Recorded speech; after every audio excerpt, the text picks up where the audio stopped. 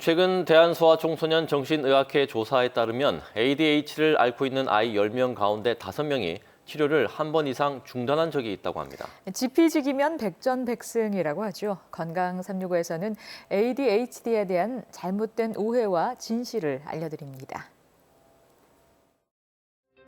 주의력이 떨어지고 과잉 행동과 충동성을 특징으로 하는 병, 바로 ADHD입니다. 흔히 ADHD라고 하면 이리저리 돌아다니거나 고함을 지르는 아이들을 떠올리게 되는데요. 조용한 우리 아이, ADHD일까요? ADHD는 과잉행동 충동성 타입과 주의력 결핍 타입으로 나뉩니다. 과잉행동 충동성 타입은 단체 생활이 힘들어 교사의 지적을 많이 받습니다. 주의력 결핍 타입은 조용한 ADHD라고도 하는데 겉보기에는 문제가 없지만 집중을 하지 못해서 멍하니 있는 경우가 많아 책상에 오래 앉아 있어도 성적이 나오지 않습니다.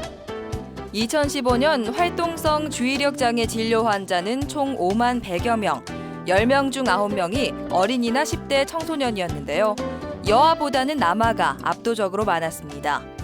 ADHD는 태어날 때부터 가지고 있는 질환으로서 어려서는 정상 아동과 구분이 안 되다가 성장하면서 발견하게 되는 것입니다.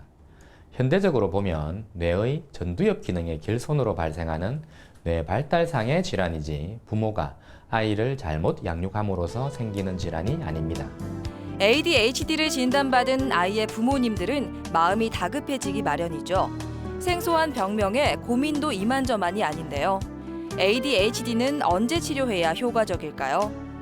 만 5세 이후 진단이 가능하고 학습이 이루어지기 시작하는 7세부터 증상을 뚜렷이 느낄 수 있으므로 입학 전 7세부터 단체 생활이 본격적으로 시작되는 8세까지가 치료의 적기라고 할 수 있습니다.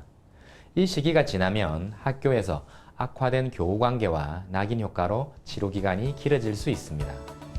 ADHD로 치료를 받는 성인은 불과 4천여 명입니다. 하지만 의료계는 성인의 3%인 120만 명을 ADHD 환자로 추정하고 있는데요. 이런 증상을 보입니다. 성인 ADHD는 즉흥적인 결정이나 감정의 기복으로 주변 사람을 힘들게 하고 해야 할 일을 자주 잊고 집중력이 길게 유지되지 않아 실수가 잦으며 변덕이 심하고 업무 수행 능력이 떨어져 직장 생활에 어려움이 많습니다. 그러다 보니 우울증이나 알코올 중독에 빠지기 쉽습니다. 따가운 주위 시선 때문에 아이의 ADHD 치료를 미루는 부모님들 계실 텐데요.